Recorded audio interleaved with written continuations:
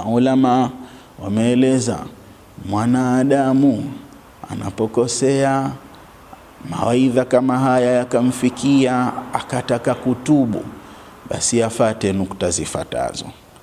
La kwanza kabisa katika toba ni mtu kukiri kosa lile alilolifanya.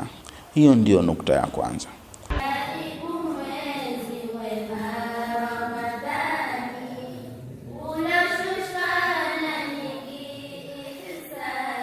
Assalamu alaikum wa rahmatullahi wa barakatuh. Alhamdulillahi rabbil alamin. Wassalatu wassalamu ala rasulillahi sayyidina Muhammadin sayyidil mursalin wa ala alihi wa sahbihi ajma'in. Amma ba'd. Pepo ya Mwenyezi Mungu hawatobahatika kuingia katika pepo hiyo ila wale waliotubia.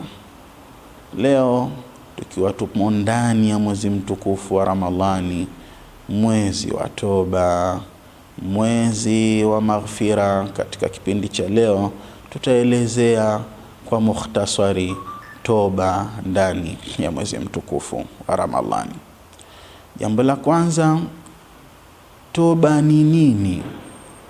Mtume wa Mwenyezi Mungu sallallahu alayhi wasallama yasema at-taubatu nadam. Toba ni majuto. Toba ni mtu kunungunika kwa lile kosa alilolifanya. Toba, hivyo ndivyo maulama walivyoiarifisha. Lakini nitakuwa sijaeleza vizuri wala itakuwa hujaijua toba lau kama sijakuambia kuna namna gani au kuna vipengele gani vya kufata ili uwe umetubia. Maulama wameeleza mwanadamu anapokosea, mawaidha kama haya yakamfikia akataka kutubu, basi afate nukta zifuatazo. La kwanza kabisa katika toba ni mtu kukiri kosa lile alilolifanya. Hiyo ndiyo nukta ya kwanza. Ukubali lile kosa kwamba kweli mimi nilikosa. Lakini baada ya kukubali kosa, nukta ya pili ni kujuta kwamba kwa nini wewe ulifanya kitu fulani, kwa nini ulikosea kitu fulani. Ujute, kibidi kulia ulie, umemeno. Ukishamaliza kujutia lile kosa, uweke maazimio ya kumwambia Mwenyezi Mungu kwamba sitorudia tena ile kosa. Hiyo ni hatua ya tatu. Na hatua ya nne ndio kumwomba Mwenyezi Mungu msamaha. Astaghfirullah wa atubu ilayk. Astaghfiruka Allahumma wa atubu ilayk. Kumwomba Mungu msamaha. Hizo ndo hatua ukizifata, basi hata kama umeua, Mungu ataisamehe dhambi yako. Hata kama ulichinja, hata kama uliiba, dhambi yoyote, inna Allaha yaghfiru dhunuba jamia. Mungu mwenyewe anatangaza na anasema anasamehe madhambi yote.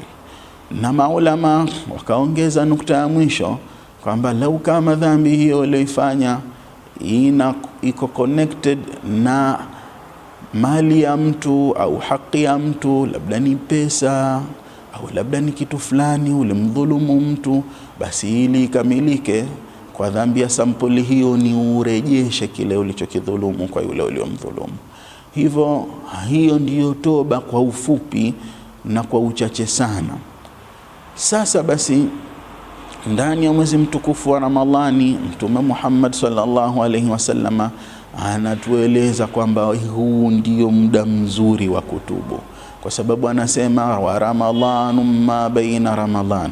Mtu umelifunga Ramadhani iliyopita, alafu na Ramadhani hii ukawa umefunga, basi kinachotokea ni kwamba ukatubu kama hivi tulivyoeleza, wasamehewa madhambi yote uliyofanya mwaka mzima uliopita. Lakini pia Katika kueleza umuhimu wa toba ndani ya Ramadhani ni kwamba Mtume wa Mwenyezi Mungu sallallahu alayhi wasallam anasema awwaluhu rahma, hili 10 la mwanzo ambalo limepita mwanzo wake ni rehma. Kwa hivyo hata kama uliiba, basi rehma za 10 lile lilopita ukawa umetubu, basi Mwenyezi Mungu kwa huruma zake anakusamehe hata kama ulifanya dhambi gani. Ama 10 la pili ambalo tunalo hili ni maghfira. Mtume anasema kwamba hili ni 10 la watu kusamehewa. Basi hata kama ilikuwa wewe uliua au ulimtukana mtu, ulizozana na mtu, ulifanya dhambi gani, Mungu yupo tayari kukusamehe. Na 10 la mwisho linalofuata ni itqum minan nar. Mungu, watu walioandikiwa kwenda motoni, Mwenyezi Mungu anawaokoa. Anasema hawa tena hawaingii motoni, anataka tu watu watubu. Ukitubu tu ndio unayapata hayo, na hayo hauyapati zaidi ya mwezi huu mtukufu wa Ramadhani. Nikimalizia kwa kueleza njia nzuri sasa ambayo ukiitumia njia hiyo toba yako itakuwa ni nzuri yenye kukubalika, ni taubatan nasuha. Nitawapa mbinu.